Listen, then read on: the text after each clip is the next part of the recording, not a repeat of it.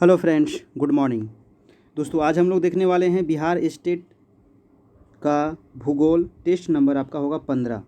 Test number 14 तक हो चुका है भूगोल का। अगर वो आप नहीं देखे हैं तो जाइए हमारे प्ले लिस्ट में, वहाँ आपको सभी मिल जाएगा। और ज्योग्राफी के अलावा आपको पॉलिटी, हिस्ट्री, इकोनॉमिक्स का भी कराया गया है, तो आप उसको भी आसानी से देख सकते हैं। चलिए, आज का पहला प्रश्न हम लोग देखते हैं और इसको जल्दी जल्दी हम लोग ख़त्म करते हैं। मात्र 10 मिनट से ज़्यादा नहीं लगे आपको, तो आप पूरा देखें वीडियो। और जितने भी प्रश्न हैं आपको दोस्तों बिहार टेक्स्ट बुक से लिया गया है, तो आप पूरा देखें, क्योंकि यहीं से आपको प्रश्न एग्जाम में पूछे जाएंगे। आज का पहला प्रश्न है दोस्तों, प्लेट विवर्तनिक शब्द का प्रयोग सबसे पहले किसने किया था? तो प्लेट विवर्तनिक शब्द का प्रयोग जो सबसे पहले किया था वो तुजो विल्सन के द्वारा किया गया था, है ना। इसका आंसर क्या हो जाएगा? तुजो विल्सन। कब किया गया था? तो 1965 ईस्वी में प्लेट विवर्तनिक शब्द का प्रयोग किया गया था। अगला प्रश्न देखते हैं, दूसरा नंबर, प्लेट विवर्तनिक सिद्धांत को सर्वप्रथम किसने प्रतिपादित किया, है ना। प्लेट विवर्तनिक सिद्धांत को प्रतिपादित किसने सबसे पहले किया था? तो वो थे डब्ल्यू जे मॉर्गन ने, है ना। डब्ल्यू जे मॉर्गन ने कब किए थे? तो 1967 ईस्वी में किए थे। ये सभी आपको क्लास 9th में आपको मिल जाएगा। अगर आप बुक पढ़े होंगे ज्योग्राफी का तो आपको मिल जाएगा। इसीलिए आप पूरा देखें, क्योंकि आपको बिहार टेक्स्ट बुक से लिया गया है प्रश्न और यही आपको एग्जाम में पूछा जाएगा। तो आप इसको एकदम याद कर ले और पूरा देखें। चलिए, अगला प्रश्न देखते हैं, थर्ड नंबर, भारत का सबसे प्राचीन, कठोर एवं मूल खंड कौन सा है? तो भारत का सबसे प्राचीन, कठोर और मूल खंड जो है ये हमारा प्रायद्वीपीय पठार है। ये देखिए, भारत का जो दक्षिणी क्षेत्र है ना, ये जो त्रिभुजाकार में आपको मिलेगा, इसी को कहते हैं दोस्तों प्रायद्वीप। यानी 3 ओर से जल से घिरे हुए क्षेत्र को कहा जाता है प्रायद्वीप। तो ये क्या हो गया? प्रायद्वीप जो क्या है, सबसे प्राचीन है और सबसे कठोर है, और ये मूल खंड है। जब पृथ्वी का निर्माण हुआ उसी समय से ये प्रायद्वीप बना हुआ है, इसमें कोई भी परिवर्तन नहीं हुआ है। तो ये है भारत का प्रायद्वीपीय भारत। चलिए, अगला प्रश्न देखते हैं आपका 4 नंबर। 4 नंबर प्रश्न है कि मोड़ मतलब क्या होता है? वलन पड़ना, भ्रंशीकरण और ज्वालामुखी क्रियाएं कैसे होती है ना। तो ये जो क्रियाएं हैं किस वजह से होती है? तो प्लेटों की गति के करने के वजह से होती है। हमारी जो पृथ्वी है ये बहुत सारी प्लेटों से मिलकर बनी हुई है ना। कुछ बड़ी प्लेटें हैं, कुछ छोटी प्लेटें हैं, और वो प्लेटें जब आपस में गतियां करती है तो उसी से पड़ता है दोस्तों मोड़, भ्रंशीकरण और ज्वालामुखी क्रियाएं होती है। तो इसका आंसर क्या हो जाएगा? प्लेटों की गति के कारण। अगला प्रश्न देखते हैं आपका 5 नंबर कि प्लेटों की गतियों को कितने वर्गों में बांटा गया है? तो प्लेटों की जो गति है उनको 3 वर्ग में बांटा गया है ना। तो याद रखें, कितने वर्ग में बांटा गया है? 3 वर्ग में बांटा गया है। अगला प्रश्न है आपका 6 नंबर कि पृथ्वी की उत्पत्ति कितने वर्ष पूर्व हुई थी? तो पृथ्वी की जो उत्पत्ति हुई थी वो आज से 5 अरब वर्ष पूर्व हुई थी, है ना। कितने वर्ष पूर्व हुई थी? 5 अरब वर्ष पूर्व। अगला प्रश्न देखते हैं 7 नंबर, पूर्व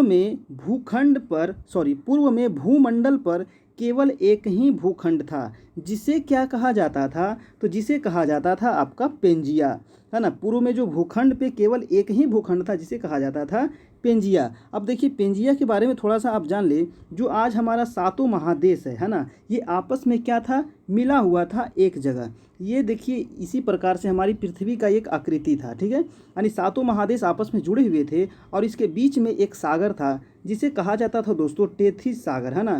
क्या कहते थे? टेथिस सागर इसको कहा जाता था। और हिमालय की जो उत्पत्ति हुई है ये टेथिस सागर से ही हुई है ना।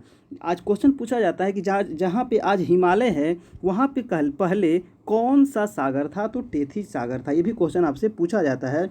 देखिए, ये जो पेंजिया था इसके उत्तरी वाले भाग को कहा जाता था दोस्तों अंगारा लैंड, और दक्षिण वाले भाग को क्या कहते थे? गोंडवाना लैंड। तो ये भी आपको एग्जाम में पूछा जाता है कि पेंजिया के जो उत्तर वाले भाग है इसको कहा जाता था अंगारा लैंड, है ना, अंगारा लैंड। और दक्षिण वाले जो भाग है इसे कहा जाता था दोस्तों गोंडवाना लैंड, है ना। क्या कहते थे? गोंडवाना लैंड। तो ये भी बातें आप याद रखिएगा। तो चलिए, अगला प्रश्न देखते हैं 8 नंबर कि पेंजिया के उत्तरी भाग को क्या कहा जाता था?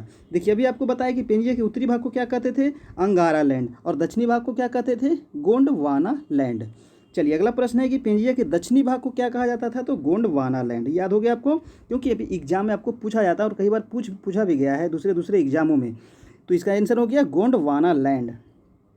नेक्स्ट प्रश्न है आपका 10 नंबर की पेंजिया के मध्य में कौन सा सागर था? तभी आपको बताया कि टेथिस सागर था पेंजिया के मध्य में, और यहीं पे हिमालय की उत्पत्ति हुई है। चलिए अगला प्रश्न है नेक्स्ट कि प्रायद्वीपीय पठार किसका भाग है। तो प्रायद्वीपीय जो पठार है ये हमारा भारत का प्रायद्वीपीय जो क्षेत्र है ये किसका भाग है, तो ये गोंडवाना लैंड का ही भाग है। मतलब जो ये पेंजिया था, पेंजिया का जो दक्षिण वाला भाग था इसी को कहते थे गोंडवाना लैंड, और इसी का ये भाग है हमारा प्रायद्वीपीय भारत। तो क्या हो गया, गोंडवाना लैंड आंसर। अगला प्रश्न है आपका 12 नंबर के हिमालय की उत्पत्ति से पहले वहाँ कौन सा सागर था। अभी आपको बताए हिमालय की उत्पत्ति जहाँ पे हुई है वहाँ पहले था टेथिस सागर। चलिए नेक्स्ट प्रश्न है आपका 13 नंबर, अंडमान निकोबार द्वीप समूह किसका अवशेष है। जो अंडमान निकोबार द्वीप समूह जो हमारा है, जो द्वीप है, जो पश्चिम जो बंगाल की खाड़ी में स्थित है ना, ये हमारा दक्षिणी भारत है, ये आपका बंगाल की खाड़ी है और यहीं पे है आपका अंडमान निकोबार द्वीप समूह, है ना। तो ये जो किसका अवशेष है, तो ये निमज्जित, है ना, निमज्जित उच्च पर्वतीय भूमि का अवशेष है। इसका मतलब क्या हुआ, मतलब निमज्जित मतलब कहीं ये डूब चुका है और कहीं ऊपर आ चुका है। यानी जो हमारा जो हिमालय पर्वत है नॉर्थ में, है ना, भारत के उत्तर में क्या है, हिमालय पर्वत, और यही हिमालय पर्वत जो है ये पूर्व में आकर के नीचे की ओर मुड़ गया है, यानी दक्षिण की ओर मुड़ गया है, और यही बंगाल की खाड़ी में कहीं पे डूब गया है तो कहीं ऊपर निकल गया है, और यही जो है इसी से बन गया है आपको अंडमान निकोबार द्वीप समूह, है ना। तो इसका आंसर क्या हो गया, निमज्जित उच्च पर्वतीय भूमि है, इसका अवशेष है आपको अंडमान निकोबार द्वीप समूह। ठीक है, समझ गए। तो ये आपका हिमालय का ही ये डूबा हुआ भाग और कहीं कहीं ऊपर निकला हुआ भाग है, और उसी पे क्या बन गया, अंडमान निकोबार द्वीप समूह। तो इसका आंसर हो गया निमज्जित उच्च पर्वतीय भूमि। अगला प्रश्न है आपका 14 नंबर की लक्षद्वीप का निर्माण कैसे हुआ। अब देखिए लक्षद्वीप है कहाँ, तो भारत के अरब सागर, ये है आपका अरब सागर, है ना। तो अरब सागर में आप देखिएगा केरल से कुछ दूर पे आपको मिलेगा अरब सागर में एक छोटा छोटा बिंदु टाइप का, यही है हमारा लक्षद्वीप, है ना। लक्षद्वीप इसका निर्माण कैसे हुआ दोस्तों, तो परवाल के निक्षेप से हुआ। निक्षेप मतलब होता है जमाव। तो परवाल एक जीव होता है, वो जब मर जाता है तो उसका जो ऊपर वाला खोल होता है उसके जमते जमते जमते जमते ये एक द्वीप का निर्माण ले लेता है ना, उसी से निर्माण हुआ है आपका परवाल द्वीप यानी लक्षद्वीप। तो इसका आंसर क्या हो गया, परवाल निक्षेप के द्वारा। नेक्स्ट प्रश्न है आपका 15 नंबर, भारत के संपूर्ण क्षेत्रफल का पर्वतीय भाग कितना प्रतिशत है। अब भारत में जो जितना क्षेत्रफल है यानी 32,87,263 वर्ग किलोमीटर, उसका कितना क्षेत्र जो है पर्वत है, तो 11% क्या है आपका पर्वत है। अगला प्रश्न है कि भारत के संपूर्ण क्षेत्रफल का पठार कितना प्रतिशत है ना। तो पर्वत तो 11% हो गया, पठार कितना हो गया 28%। कितना है 28%। तो ये आपको एग्जाम में पूछा जाता है कि पठार कितना परसेंट है, पर्वत कितना परसेंट है, मैदान कितना परसेंट है, तो ये आप याद रखिएगा। तो आपका पठार कितना हो गया 28% और पर्वत कितना था दोस्तों, तो 11%। अगला प्रश्न है आपका 17 नंबर की भारत के संपूर्ण क्षेत्र का पहाड़ी कितना प्रतिशत है। तो पहाड़ी कितना है 18% है आपका पहाड़ी। ठीक है, चलिए अगला प्रश्न है आपका 18 नंबर की संपूर्ण क्षेत्र का मैदान कितना प्रतिशत है। तो ये तो एग्जाम में आपको बहुत बार एग्जाम में पूछा भी गया है मैदान के बारे में कि कितना परसेंट है, आप पूरा याद रखें। तो इसका हो जाएगा 43%, है ना। कितना परसेंट है भारत का मैदान कुल क्षेत्रफल का, तो 43% भाग पे भारत का मैदान फैला हुआ है। तो ये आपका बहुत इंपॉर्टेंट हो जाता है। चलिए अगला प्रश्न है आपका 19 नंबर। और दोस्तों अगर आपको वीडियो अच्छा लग रहा हो तो प्लीज़ एक लाइक ज़रूर करिएगा, और अभी तक हमारे चैनल को सब्सक्राइब नहीं किए तो प्लीज़ ज़रूर सब्सक्राइब कर ले, अपने दोस्तों के साथ शेयर जरूर करें ताकि दूसरे को भी इसका फ़ायदा हो सके। नेक्स्ट प्रश्न है आपका 19 नंबर की पहाड़ी एवं पठारी भाग की औसत ऊंचाई कितनी होती है। जो पहाड़ी होता है और जो पठारी होता है इसका औसत ऊंचाई कितना होता है, तो 300 से 900 मीटर के बीच इसकी औसत ऊंचाई होती है। अगला प्रश्न है दोस्तों आपका 20 नंबर की मैदान एवं तटीय क्षेत्र की औसत ऊंचाई कितनी होती है।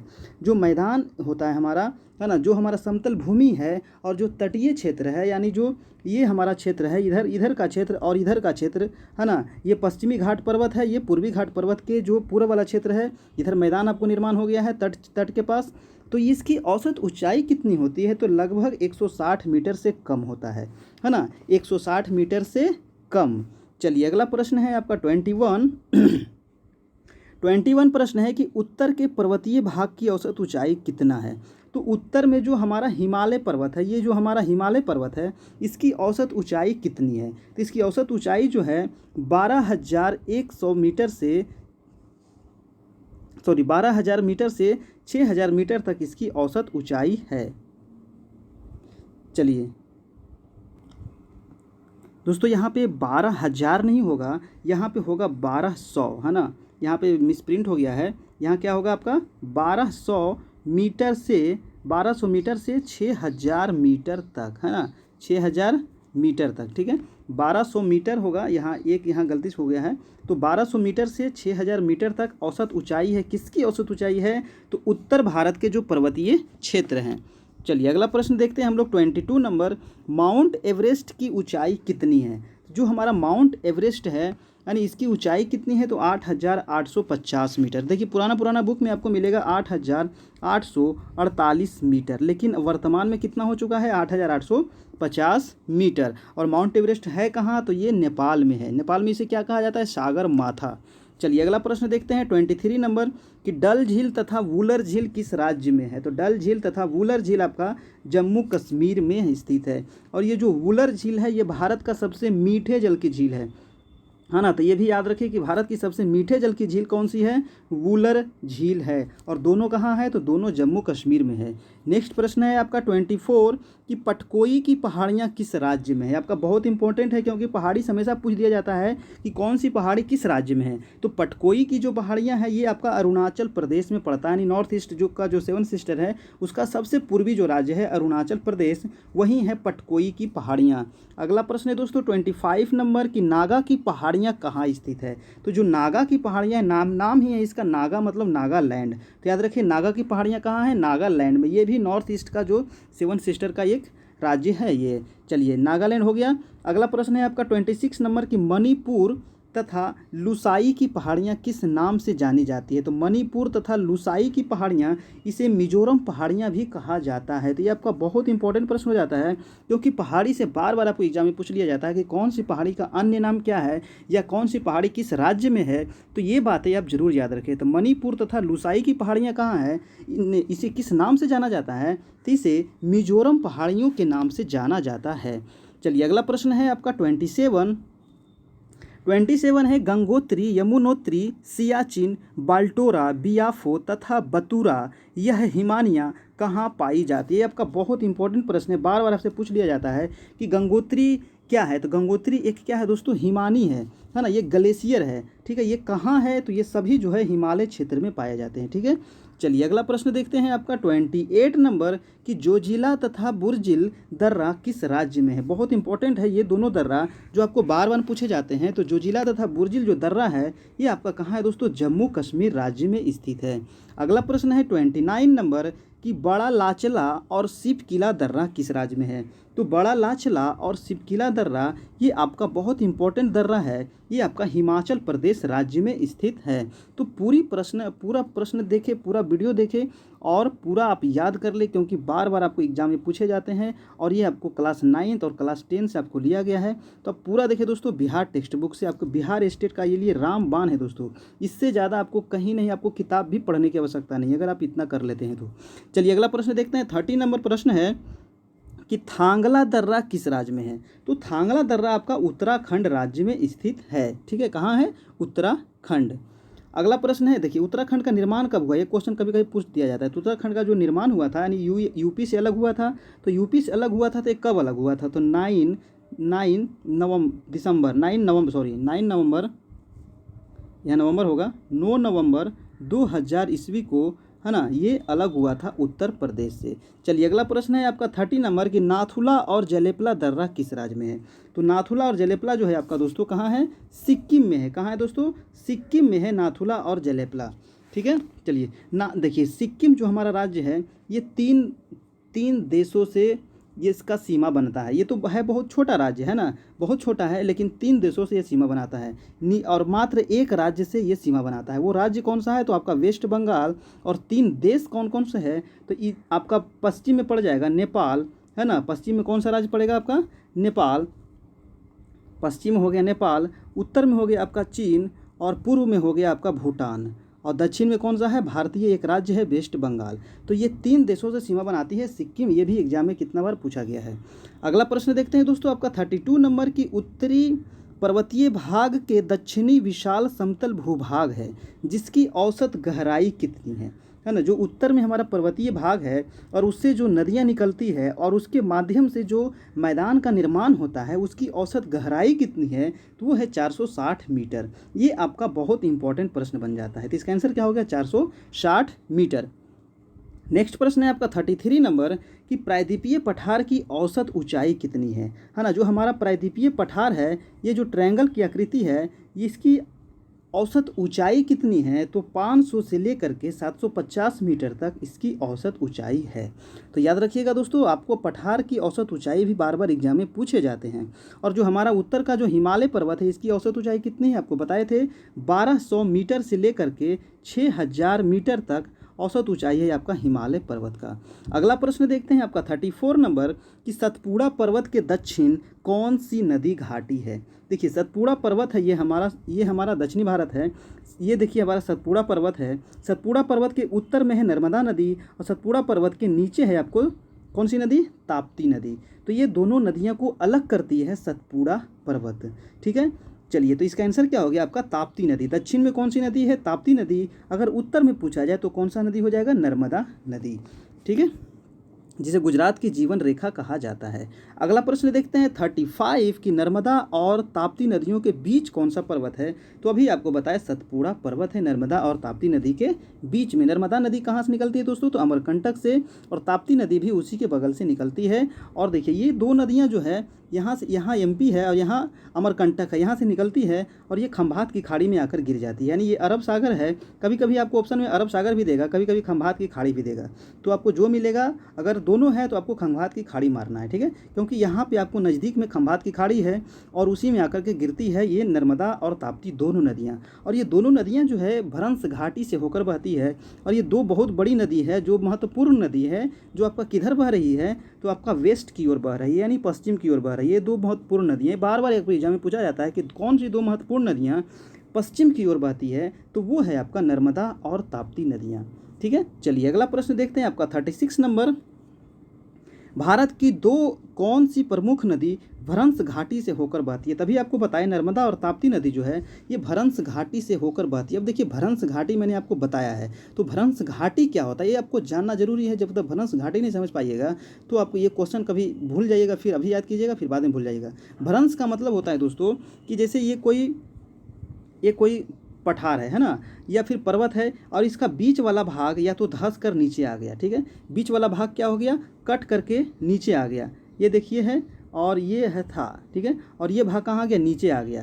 ठीक है, तो अब इससे जो नदियाँ बहेगी, यानी यहाँ पे गड्ढा हो गया, ये नीचे चला गया धंस के, और इससे जो नदियाँ बहेगी दोस्तों ये क्या रहेगी, इसी को कहते हैं भ्रंश घाटी। मतलब ये नदियाँ होगी बहुत तीव्रगामी नदी होती है और इसी वजह से ये नदी जो है डेल्टा का निर्माण नहीं कर पाती है ना, क्योंकि इस नदी का धारा इतना तीव्र होता है कि अपना जो भी मलबा होता है वो समुद्र में पूरा बहा देता है। इस वजह से डेल्टा का निर्माण नहीं कर पाती है, ये ज्वारनद मुख का निर्माण करती है। तो ये भी आपको एग्जाम में बार बार पूछा जाता है कि वो कौन सी दो प्रमुख नदी है जो डेल्टा का निर्माण नहीं करती है, तो वो है आपका नर्मदा और ताप्ती नदियाँ। तो देखिए इससे कितना सारा प्रश्न हो गया। अभी भी इससे और भी बहुत सारा प्रश्न एग्जाम में पूछे जाते हैं, बाद में आपको बताया जाएगा। तो इसका आंसर क्या हो गया, नर्मदा और ताप्ती।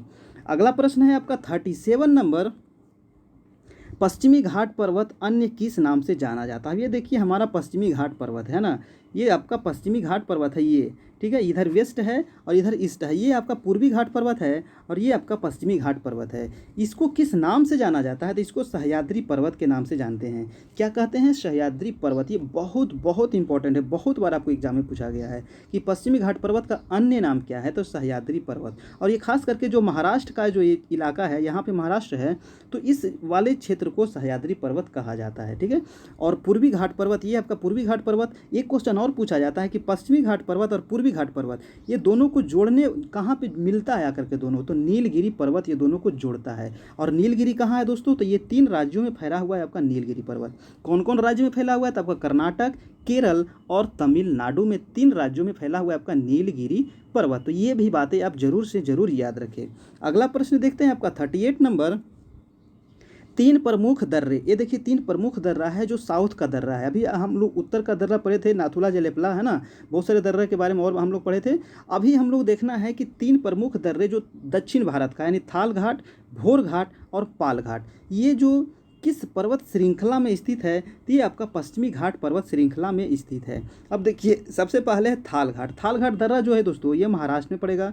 भोर घाट दर्रा भी आपका महाराष्ट्र में ही है। और पाल घाट दर्रा जो है आपका केरल और तमिलनाडु को जोड़ता है। तो इसका आंसर आप याद रखिएगा, पश्चिमी घाट पर्वत में ये तीनों दर्रा है। तीनों बहुत बहुत महत्वपूर्ण है ना। ये हमेशा पूछा जाता है कि थाल घाट दर्रा कहाँ है? तो ये आपका महाराष्ट्र में है। भोर घाट भी महाराष्ट्र में है, लेकिन पाल घाट कहाँ है? तो केरल और तमिलनाडु को ये जोड़ता है। तो ये तीनों बातें आप याद रखिएगा। अगला प्रश्न है आपका 39 नंबर। और दोस्तों अगर आपको वीडियो अच्छा लग रहा हो तो प्लीज़ एक लाइक ज़रूर कीजिएगा। दोस्तों आप सभी के लिए बहुत मेहनत किया जा रहा है ना। तो आपको बस कुछ नहीं करना है, एक लाइक करना है और हमारे चैनल को सब्सक्राइब करना है और अपने दोस्तों को ज़रूर से ज़रूर शेयर करें, और ताकि वो भी इस चैनल को सब्सक्राइब करें और हमारे से जुड़े और उनका भी तैयारी अच्छा हो सके। देखिए 39 प्रश्न है क्या कि महेंद्रगिरी पर्वत किस राज्य में स्थित है? आपको बार बार बोल रहा हूँ कि पर्वत हमेशा पूछ लिया जाता है कौन से पर्वत किस राज्य में है। तो महेंद्रगिरी कहाँ है? ये उड़ीसा राज्य में स्थित है।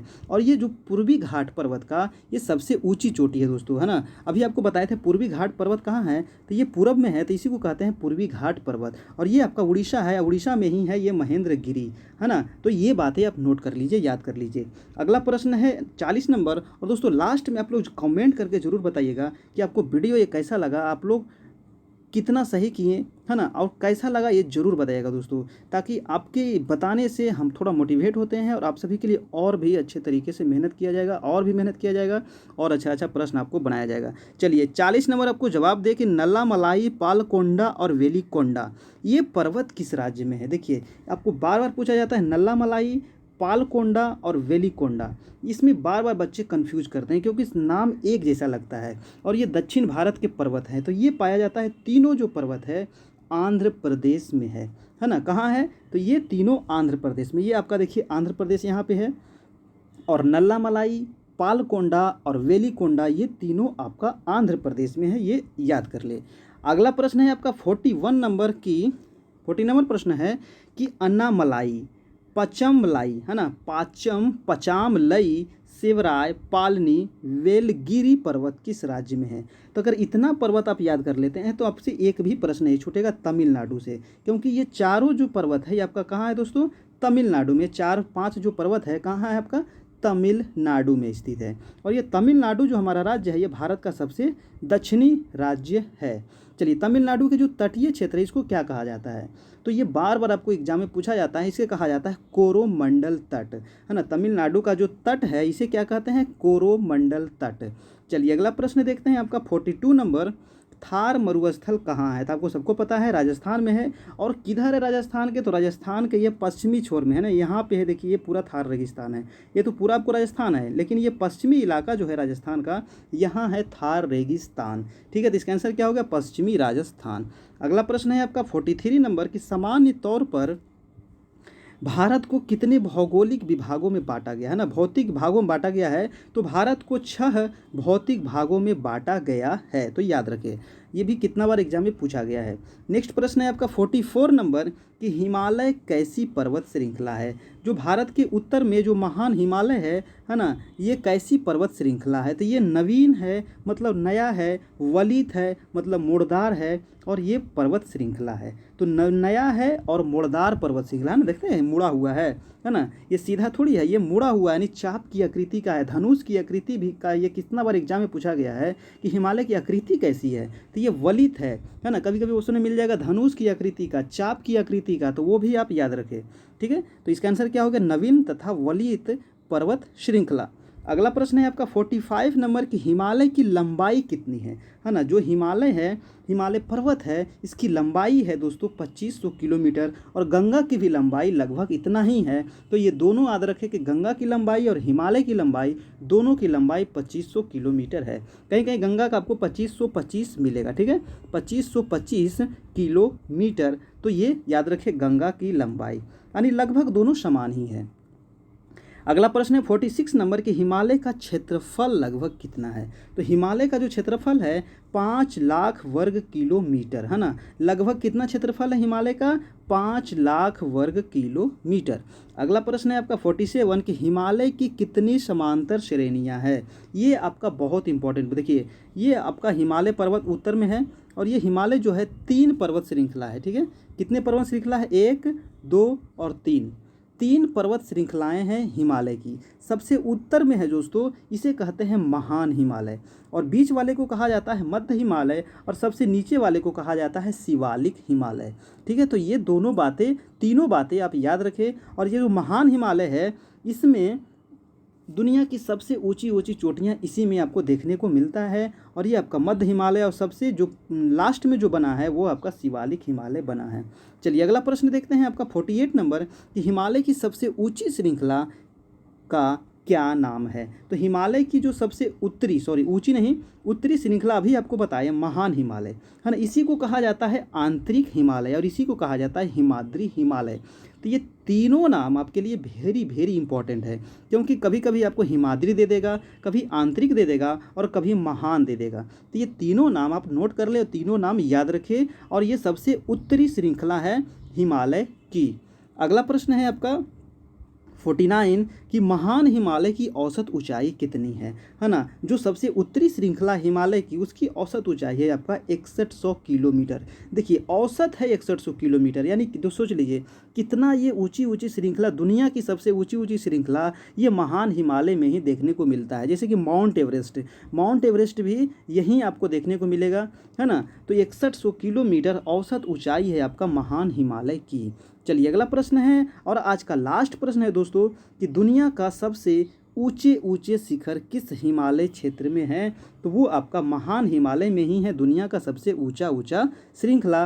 तो ये था आज का मोस्ट इम्पॉर्टेंट महत्वपूर्ण 50 प्रश्न, ठीक है। आपको कैसा लगा आप लोग जरूर बताइएगा दोस्तों, नीचे लास्ट में जरूर कमेंट करके। प्लीज़ आपसे एक ही निवेदन है कि आप लोग कमेंट करके जरूर बताएं, और अच्छा लगा हो तो प्लीज़ एक लाइक ज़रूर करें, और अभी तक हमारे चैनल को सब्सक्राइब नहीं किए हैं तो प्लीज़ इसे ज़रूर सब्सक्राइब करें। और ये हमारा ग्रुप है, जिससे आप अगर ऐड होना चाहते हैं, जुड़ना चाहते हैं, तो आप मैसेज करें, आपको इससे जोड़ दिया जाएगा। अगर आपको इस वीडियो का PDF चाहिए तो आप हमारे टेलीग्राम चैनल से जुड़े। ये हमारा टेलीग्राम चैनल आपको मिल जाएगा वीडियो के नीचे डिस्क्रिप्शन में, जहाँ से आप जुड़ सकते हैं। और ये दोस्तों हमारा फेसबुक पेज है, इस पर सर्च कीजिएगा फेसबुक पे जा करके ज्योग्राफी बाई मुकेश कुमार, तो आपको वहाँ आ जाएगा, आप उससे आराम से जुड़ सकते हैं। वहाँ भी आपको PDF प्रोवाइड कराया जाता है। तो ये था दोस्तों आज का महत्वपूर्ण सेशन, आपको कैसा लगा आप लोग ज़रूर बताइएगा। जय हिंद, जय भारत।